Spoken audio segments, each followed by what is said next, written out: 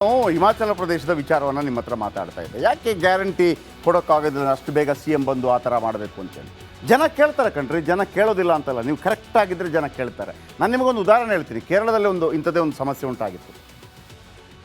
ಸರ್ಕಾರಿ ನೌಕರರಿಗೆ ಸಂಬಳ ಕೊಡೋದಕ್ಕೆ ದುಡ್ಡು ಇರಲಿಲ್ಲ ಸರ್ಕಾರದಲ್ಲಿ. A K Antony is chief minister of Kerala. A K Antony was ಆಗ ಎ ಕೆ ಆಂಟನಿಯವರು ಚೀಫ್ ಮಿನಿಸ್ಟರ್ ಆಗಿದ್ದು ಇಲ್ಲಿ ಕೇರಳದಲ್ಲಿ. ಹರ್ತಾಳ್, ಗೌರ್ಮೆಂಟ್ನ ನೌಕರರಿಗೆ ಸಂಬಳ ಕೊಡೋದಕ್ಕೆ ದುಡ್ಡು ಇರಲಿಲ್ಲ. ಹರ್ತಾಳು ಶುರುವಾಗುತ್ತೆ. ಎ ಕೆ ಆಂಟನಿ ಬಗ್ಗೆ ಜನರಿಗೆ ಒಂದು ನಂಬಿಕೆ ಇತ್ತು. ಯಾಕೆಂದರೆ is one of the finest leader. ನಮ್ಮ ಡಿಫೆನ್ಸ್ ಮಿನಿಸ್ಟರ್ ಕೂಡ ಆಗಿದೆ. ಎ ಕೆ ಆಂಟನಿ ಏನು ಮಾಡ್ತಾರೆ, ಒಂದು ಪ್ರೆಸ್ ಮೀಟ್ ಕರೀತಾರೆ. ಮರುದಿವಸ ಪ್ರೆಸ್ ಮೀಟ್ ಕರೆದ್ಬಿಟ್ಟು ನೇರವಾಗಿ ಒಂದು ಜನರಿಗೆ ಅಪೀಲ್ ಮಾಡ್ತಾರೆ. ದಯವಿಟ್ಟು ರಾಜ್ಯದಲ್ಲಿ ಪ್ರಾಬ್ಲಮ್ ಇದೆ, ದುಡ್ಡಿನ ಪ್ರಾಬ್ಲಮ್ ಇದೆ, ಬಟ್ ನನಗೆ ಒಂದು ಇಷ್ಟು ತಿಂಗಳು ಕಾಲಾವಧಿ ಕೊಡಿ, ಏನೋ 2 ತಿಂಗಳು 3 ತಿಂಗಳು ಏನೋ ಒಂದು ಹೇಳ್ತಾರೆ. 2 ತಿಂಗಳದ್ದು ಏನೋ ಸಂಬಳ ಮಾಡ್ತೀವಿ, ಇಷ್ಟು ಟೈಮ್ ಕೊಡಿ, ನಾನು ಮಾಡಿಕೊಡ್ತೀನಿ. ಈ ಬಿಲೀವ್ ಇಟ್ ಆರ್ ನಾಟ್ ವೀಕ್ಷಕರೇ, ಮರುದಿವಸದಿಂದ ಒಂದೇ ಒಂದು ಪ್ರೊಟೆಸ್ಟ್ ಆಗಲಿಲ್ಲ ಕೇರಳದಲ್ಲಿ. ಅದನ್ನು ಮಾತ್ರ ನಾನು ಹೇಳ್ತಾ ಇಲ್ಲ.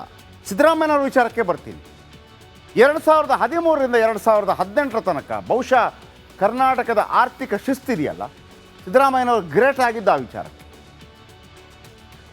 ಆರ್ಥಿಕ ಶಿಸ್ತಂದ್ರೆ ಏನು ಅಂತಂದರೆ, ನೀವು ₹5 ಚೆಕ್ ಕೂಡ ಬೋನಸ್ ಆಗಬಾರ್ದು. You believe it or not, 2013ರಿಂದ 2018 ಅವಧಿಯಲ್ಲಿ ನೀವು ಕೇಳಬೇಕಿದ್ರೆ ಸರ್ಕಾರಿ ಅಧಿಕಾರಿಗಳ ಹತ್ರ ಒಂದೇ ಒಂದು ಗೌರ್ಮೆಂಟ್ ಚೆಕ್ ಬೌನ್ಸ್ ಆಗಲಿಲ್ಲ. ಬಟ್ ಈಗ ಹಂಗಿಲ್ಲ ಪರಿಸ್ಥಿತಿ.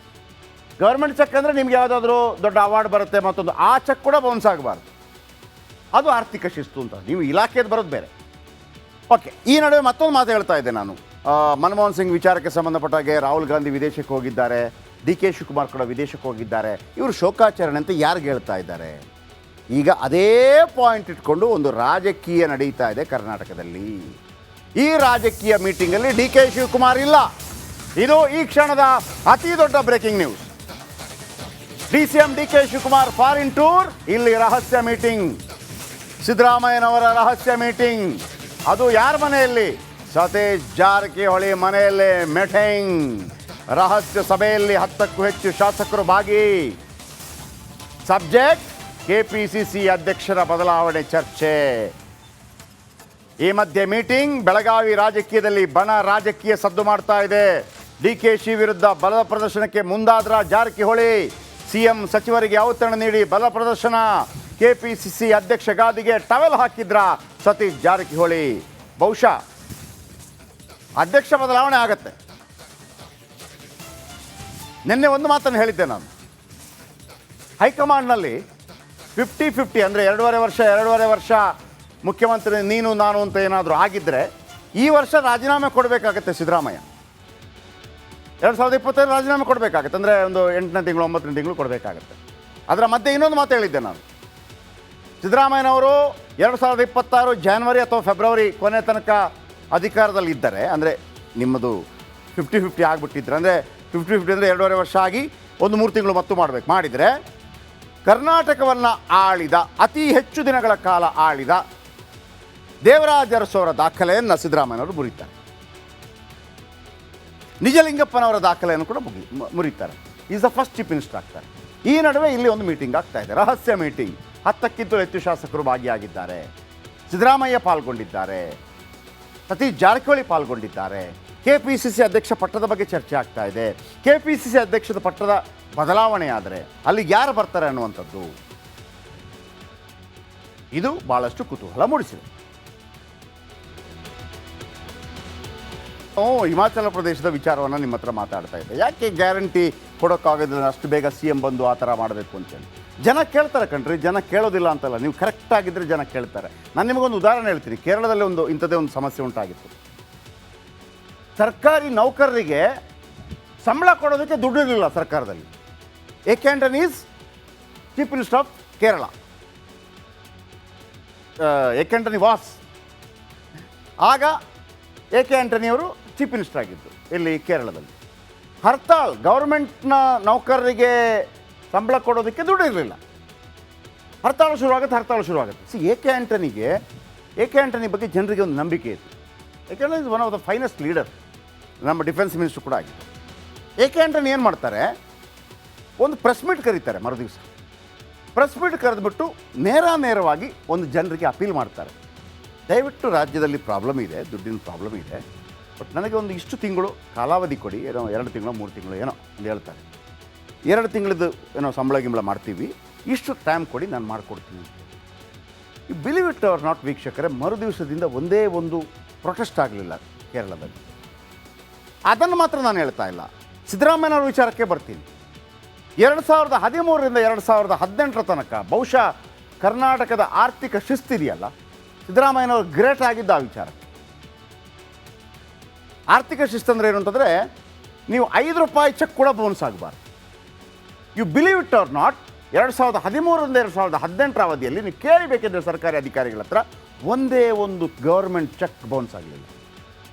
ಬಟ್ ಈಗ ಹಂಗಿಲ್ಲ ಪರಿಸ್ಥಿತಿ.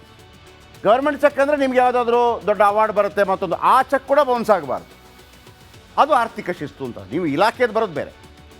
ಓಕೆ, ಈ ನಡುವೆ ಮತ್ತೊಂದು ಮಾತು ಹೇಳ್ತಾ ಇದ್ದೆ ನಾನು. ಮನಮೋಹನ್ ಸಿಂಗ್ ವಿಚಾರಕ್ಕೆ ಸಂಬಂಧಪಟ್ಟಾಗೆ ರಾಹುಲ್ ಗಾಂಧಿ ವಿದೇಶಕ್ಕೆ ಹೋಗಿದ್ದಾರೆ, DK ಶಿವಕುಮಾರ್ ಕೂಡ ವಿದೇಶಕ್ಕೆ ಹೋಗಿದ್ದಾರೆ. ಇವರು ಶೋಕಾಚರಣೆ ಅಂತ ಯಾರಿಗೆ ಹೇಳ್ತಾ ಇದ್ದಾರೆ? ಈಗ ಅದೇ ಪಾಯಿಂಟ್ ಇಟ್ಕೊಂಡು ಒಂದು ರಾಜಕೀಯ ನಡೀತಾ ಇದೆ ಕರ್ನಾಟಕದಲ್ಲಿ. ಈ ರಾಜಕೀಯ ಮೀಟಿಂಗಲ್ಲಿ DK ಶಿವಕುಮಾರ್ ಇಲ್ಲ.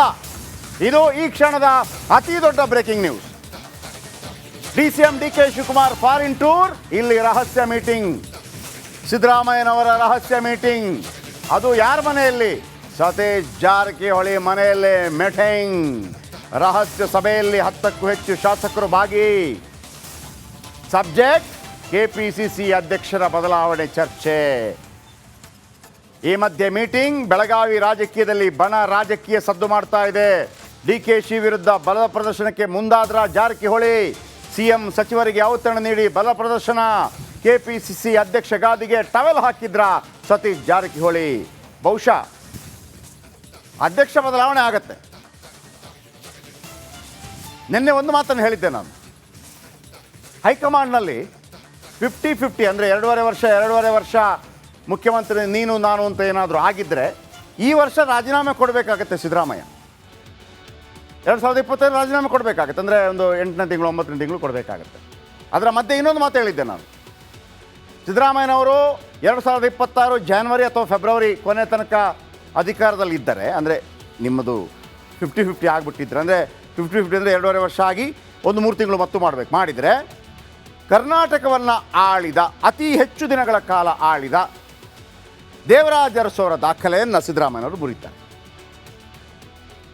ನಿಜಲಿಂಗಪ್ಪನವರ ದಾಖಲೆಯನ್ನು ಕೂಡ ಮುರಿತಾರೆ. Is the first chief minister ಆಗ್ತಾರೆ. ಈ ನಡುವೆ ಇಲ್ಲಿ ಒಂದು ಮೀಟಿಂಗ್ ಆಗ್ತಾ ಇದೆ, ರಹಸ್ಯ ಮೀಟಿಂಗ್. 10ಕ್ಕಿಂತಲೂ ಹೆಚ್ಚು ಶಾಸಕರು ಭಾಗಿಯಾಗಿದ್ದಾರೆ. ಸಿದ್ದರಾಮಯ್ಯ ಪಾಲ್ಗೊಂಡಿದ್ದಾರೆ, ಸತೀಶ್ ಜಾರಕಿಹೊಳಿ ಪಾಲ್ಗೊಂಡಿದ್ದಾರೆ. KPCC ಅಧ್ಯಕ್ಷ ಪಟ್ಟದ ಬಗ್ಗೆ ಚರ್ಚೆ ಆಗ್ತಾ ಇದೆ. KPCC ಅಧ್ಯಕ್ಷದ ಪಟ್ಟದ ಬದಲಾವಣೆ ಆದರೆ ಅಲ್ಲಿಗೆ ಯಾರು ಬರ್ತಾರೆ ಅನ್ನುವಂಥದ್ದು, ಇದು ಭಾಳಷ್ಟು ಕುತೂಹಲ ಮೂಡಿಸಿದೆ. ಹಿಮಾಚಲ ಪ್ರದೇಶದ ವಿಚಾರವನ್ನು ನಿಮ್ಮ ಹತ್ರ ಮಾತಾಡ್ತಾ ಇದ್ದೆ. ಯಾಕೆ ಗ್ಯಾರಂಟಿ ಕೊಡೋಕ್ಕಾಗೋದಿಲ್ಲ ಅಷ್ಟು ಬೇಗ CM ಬಂದು ಆ ಥರ ಮಾಡಬೇಕು ಅಂತೇಳಿ? ಜನ ಕೇಳ್ತಾರೆ ಕಣ್ರಿ, ಜನ ಕೇಳೋದಿಲ್ಲ ಅಂತಲ್ಲ, ನೀವು ಕರೆಕ್ಟಾಗಿದ್ದರೆ ಜನ ಕೇಳ್ತಾರೆ. ನಾನು ನಿಮಗೊಂದು ಉದಾಹರಣೆ ಹೇಳ್ತೀನಿ. ಕೇರಳದಲ್ಲಿ ಇಂಥದ್ದೇ ಒಂದು ಸಮಸ್ಯೆ ಉಂಟಾಗಿತ್ತು. ಸರ್ಕಾರಿ ನೌಕರರಿಗೆ ಸಂಬಳ ಕೊಡೋದಕ್ಕೆ ದುಡ್ಡು ಇರಲಿಲ್ಲ ಸರ್ಕಾರದಲ್ಲಿ. AK Antony is chief minister of Kerala. AK Antony was. ಆಗ AK ಆಂಟನಿಯವರು ಚೀಫ್ ಮಿನಿಸ್ಟರ್ ಆಗಿದ್ದು ಇಲ್ಲಿ ಕೇರಳದಲ್ಲಿ. ಹರ್ತಾಳ್, ಗೌರ್ಮೆಂಟ್ನ ನೌಕರರಿಗೆ ಸಂಬಳ ಕೊಡೋದಕ್ಕೆ ದುಡ್ಡು ಇರಲಿಲ್ಲ.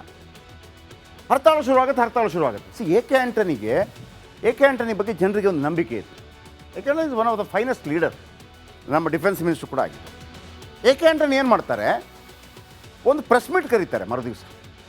ಪ್ರೆಸ್ ಮೀಟ್ ಕರೆದ್ಬಿಟ್ಟು ನೇರವಾಗಿ ಒಂದು ಜನರಿಗೆ ಅಪೀಲ್ ಮಾಡ್ತಾರೆ, ದಯವಿಟ್ಟು ರಾಜ್ಯದಲ್ಲಿ ಪ್ರಾಬ್ಲಮ್ ಇದೆ, ದುಡ್ಡಿನ ಪ್ರಾಬ್ಲಮ್ ಇದೆ, ಬಟ್ ನನಗೆ ಒಂದು ಇಷ್ಟು ತಿಂಗಳು ಕಾಲಾವಧಿ ಕೊಡಿ, ಏನೋ 2 ತಿಂಗಳು 3 ತಿಂಗಳು ಏನೋ ಒಂದು ಹೇಳ್ತಾರೆ.